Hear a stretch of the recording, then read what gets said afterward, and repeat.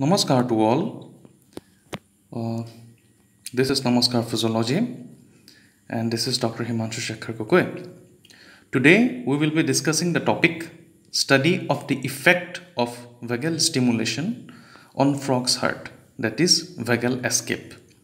It will be discussed under the following headings. These are principle, apparatus and reagent, procedure, results, inference, discussion, and lastly precautions. So first and foremost, let's discuss what is the principle. So the principle is when the vagus nerve is strongly stimulated, the heart stops beating completely and starts beating again after some time, even though the stimulation is continued. The resumption of heartbeat when the vagus is being stimulated is known as vagal escape. Now, let's see what are the apparatus and reagent used here. These are drum kymograph, Starling's heart lever, simple mercury key, induction coil, that is Raymond Dubois induction coil with Neff's hammer, short circuiting key, shielded electrodes, chromometer, wires, dissecting sets comprising of skull pens, scissors, forceps, these things, amphibian ringer solution, and last but not the least, cotton pins and dropper. Okay. Now let's discuss the procedure. So what are the procedure? So about the procedure, if we discuss, then at first we have to take a frog, okay, and then we have to dissect it. So how will we do it? That is, we will take a frog and we will pith a frog and open its chest. Okay. Suppose this is a frog, we will pith it and then we will open its chest. Okay. And then we will cut the platysma muscle and these things we will do, and we will expose the pectoracoid muscle. Okay. And we will be cutting this pectoracoid muscle from the base to the skull of the posterior corner of the hyoid bone, the glossopharyngeal and the hypoglossal nerves seen superficially crossing the pterygoids. Then we will locate the vagus nerve. Okay, we will locate the vagus nerve. Then we will, suppose this is the heart. Okay, we will locate the vagus nerve. Okay, on both the sides we will locate the vagus nerve.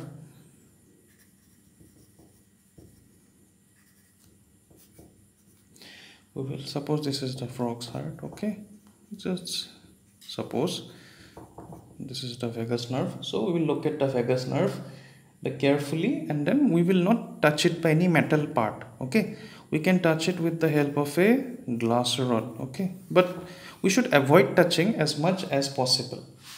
But whatever touch, we need to use a thin glass rod and pass a thread beneath the nerve.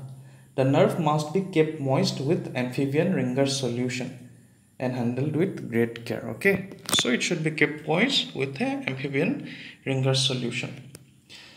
The vagus nerve, in fact, is seen accompanied by the sympathetic trunk, together called as vagosympathetic trunk. Okay, so the vagus nerve, okay, is accompanied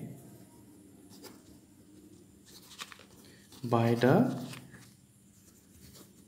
sympathetic trunk, together called as vagosympathetic trunk. Okay. This bundle can be identified easily as it runs across and superficial to the shining tendon of the levator scapula. Okay. So the vagus nerve, that means that sympathetic and the parasympathetic, these nerves are not differentiated like that of a human heart. Here the vagus nerve carries both the parasympathetic and the parasympathetic portions. And when it is, and then as it is accompanied with the sympathetic portion, it is also This portion is also called as vagosympathetic trunk. Okay. Now for the apparatus, for the recording of the apparatus, we will arrange a drum kymogram. Okay, a drum kymogram. Suppose this is a drum kymogram. We'll arrange it. Now suppose this is the heart. Okay. So ventricle, atrium, sinus venosus. This thing we know. Okay. Like the other preparations. Okay. We will mount a heart. Okay. On a myograph board with the help of this pin. Okay. A curved pin, we will attach it. Okay, and then the heart, after doing it, we will gonna attach this. We have to be very careful not to puncture the ventricle, just superficial through the apex. It will go, it will attach to a thread, and this thread is now attached to this Sterling heart lever. Okay, and this Sterling heart lever, okay, it is attached, not this portion. Okay, is attached, and it is connected to a smoke drum of a drum kymograph. Okay, this is the drum kymograph.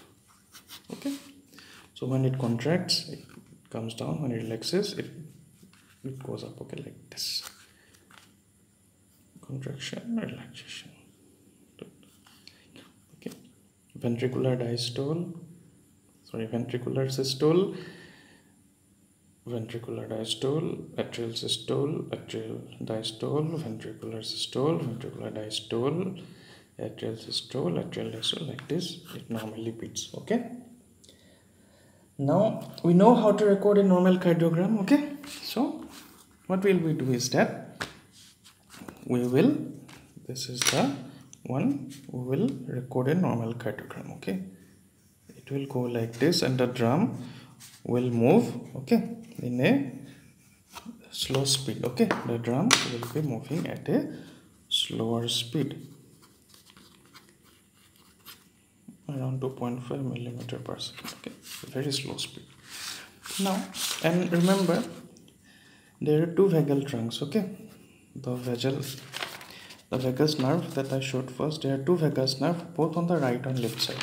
We should stimulate both of them with the help of the electrodes. Okay, one by one. Why we should stimulate both of them, I will tell you eventually. Okay, so first of all, we will record a normal cardiogram. Okay, okay, I will use the pen, it will be good. We'll use a normal cardiogram. Okay, let's go to a different page. Okay, here it is, I think. Okay, so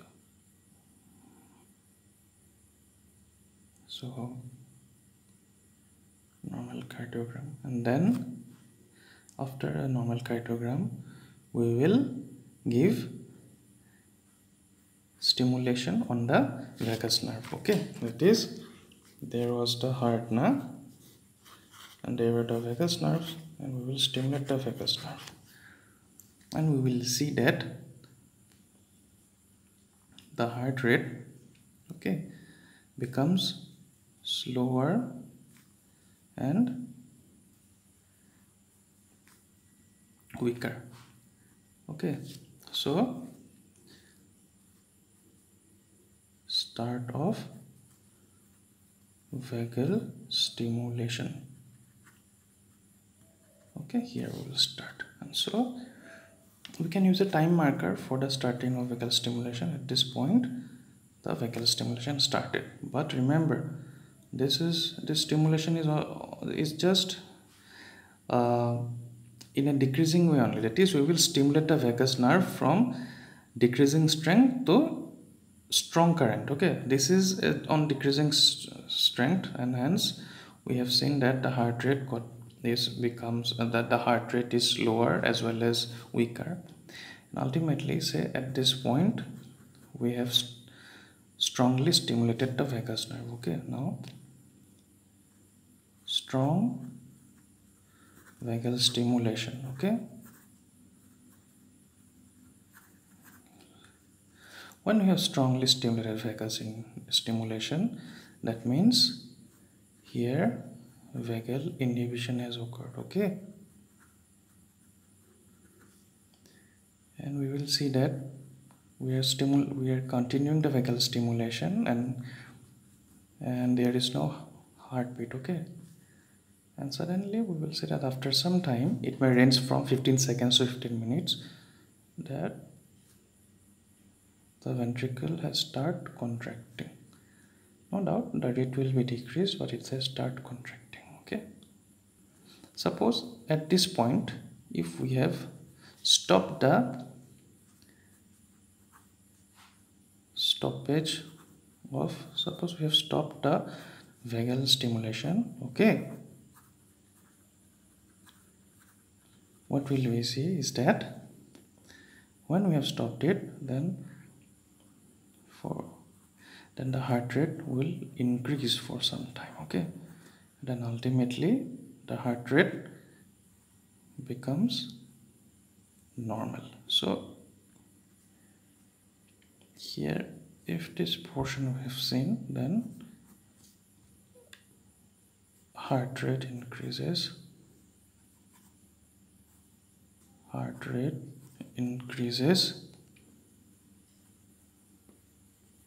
okay, then this is the, from here, normal cardiogram. Okay, and this was also normal cardiogram. Now with the help of a time marker, we need a time marker to see the continuous stimulation of the vagal inhibition, and it is seen that up to this point the vagal stimulation was done. This is the signal marker. Okay, this fly has also come to listen to this vagal escape. So we have got a curve like this. So first of all, a normal cardiogram, then we will start stimulating the vagal nerve with, we'll proceed with weaker strength to strong strength. When it is stimulated weakly, then we will see that the heart rate, even though there is heart beating of heart is there, but the contractions have become smaller and weaker. Okay, and lesser and weaker. And ultimately, when it is stimulated at this point, there is strong vagal stimulation. Okay, then it completely blocks the heart rate, and ultimately, even though the stimulation is continued, at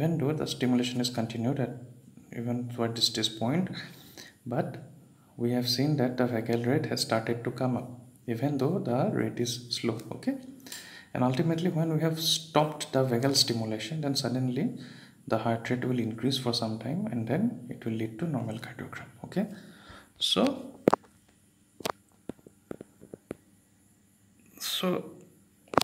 this is the kind of graph that we will see. Okay, now what is this? Okay, so we have to see the about this thing. If we need to see, then we have to go for the results. Okay, now what are the results? Okay, so results. So the stoppage of the heart due to vagal stimulation, and its escape, this has escaped. Okay, and its escape from the effect of continuous stimulation are noted. The acceleration of the heart, if any, after the cessation of the stimulus is also noted. Okay, so this portion, it is the vagal escape. Okay, this portion. Now inference. What is the inference? Okay, see, the inference is the stimulation of the vagus. Okay, the stimulation of the vagus. Okay, the stimulation of the vagus has got an inhibitory effect on the heart, and the resumption of the heartbeat, that is the resumption of the heartbeat even when the vagus is being stimulated, is known as vagal escape. The acceleration of the heart after cessation of the vagal stimulation is due to the sympathetic effect. Okay, now precautions. Okay, we have to make sure not to puncture the ventricle. Okay, when we place the curved needle through it. Okay, we should make sure not to use knives or forceps so that we don't hamper the ventricle. We must give amphibians ringer solution intermittently. Okay, we should always start with lower intensity of current to stimulate the vagus, and then ultimately we'll go to a strong vagal stimulation. It is strong intensity of current. Okay, we will not directly go to strong, will gradually come. Okay, in many of the books it is not written, and many of the diagrams, it is, I think they are not properly given, but this is a proper diagram. Okay, I have given you start of vagal stimulation, okay, and strong vagal stimulation, and how it stops, and then this heart rate increase and decrease. This is everything you need to see. And I will also like to say one thing. When we stimulate the WCL, that is the stimulation of the White Cresentic Line. Okay, this is the heart. Okay, this is the frog's heart. We know in between atrium and the sinus venosus there is a White Cresentic Line. This one. So when we stimulate the White Cresentic Line, it has also the same effect as the stimulation of the vagus, because the White Cresentic Line is constituted by the cells of the postganglionic parasympathetic trunk. Okay, White Cresentic Line is constituted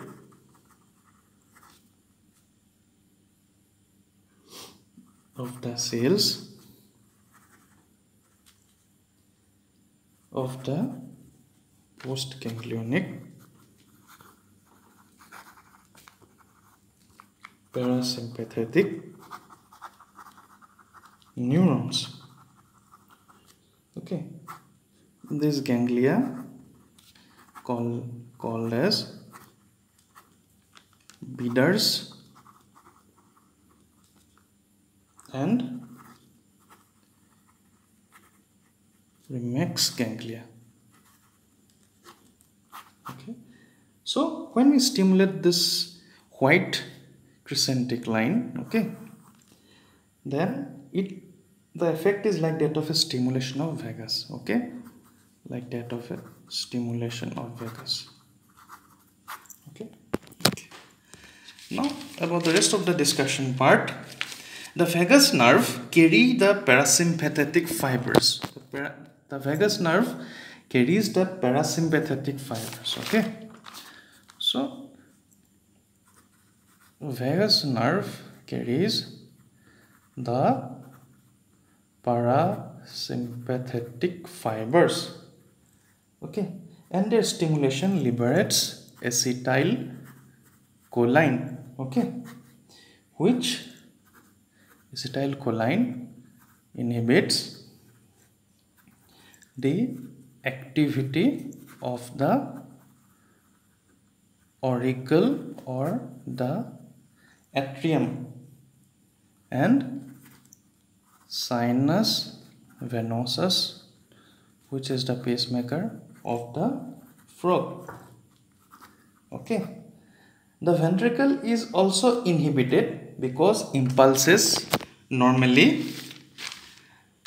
reach the ventricle from the auricle. Okay, now about the vagal escape. Okay, so about the vagal escape we have to know. Okay, so what are the causes of vagal escape? Okay, so the causes of vagal escape we have to know, and before starting of vagal escape, let's see what is vagal escape. Okay, so I have already told you what is vagal escape. Still, let's say once more vagal escape. So vagal escape is the resuming of heart. It is the resuming of heartbeat from a phase of cardiac arrest despite the continuation of vagal stimulation. This definition is taken from A.K. Jain Manual of Practical Physiology. Okay, you can go through that book. It is a very good book. Now, what are the causes of vagal escape? What are the causes of vagal escape? For that, see, the vagus nerve, vagus escape is chiefly due to the initiation of impulse in the ventricle. That is, number 1, idioventricular rhythm. That is, the vagus escape is chiefly due to the initiation of impulse in the ventricle, which is also called as idioventricular rhythm. The next is exhaustion of stored acetylcholine in the nerve. Okay, so exhaustion of stored acetylcholine in the nerve. This is also a reason because acetylcholine released at nerve endings is depleted after some times and is degraded rapidly by the enzyme choline esterase. And also, lastly but not the least, there is liberation of adrenaline by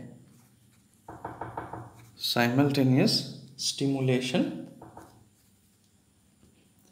okay, of the sympathetic fibers, okay, of vagus nerve. So, liberation of adrenaline by the simultaneous stimulation of the sympathetic fibers and the effect of acetylcholine being antagonized by adrenaline. The vagus nerve of frog is accompanied by sympathetic fibers, as I have already told you, and they form vagosympathetic trunk. Thus, the sympathetic effect is generally manifested when the stimulation of vagus has been stopped. Okay, so like this. Here I will like to tell you one thing about the stimulation of the vagus nerve. That is, we should stimulate both the vagus. Okay, we have to stimulate both the vagus nerve. Now, why do we need to stimulate both the vagus nerve? It is for the following thing. Okay,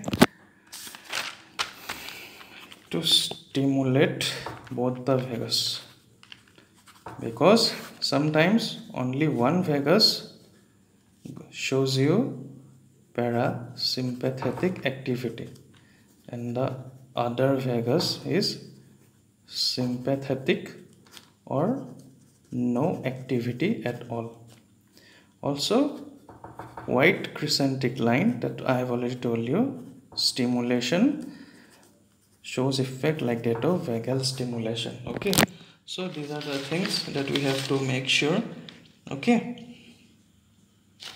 also thus, and lastly, as the vagosympathetic trunk has both sympathetic plus parasympathetic activity, so first when you stimulate it, it leads to the parasympathetic activity, that is vagal inhibition, and then ultimately the sympathetic activity starts due to adrenaline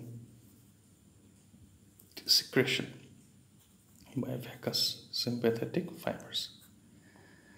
Thus, this is in very short about the effect of stimulation of, that is the effect of vagus stimulation and that of the vagal escape.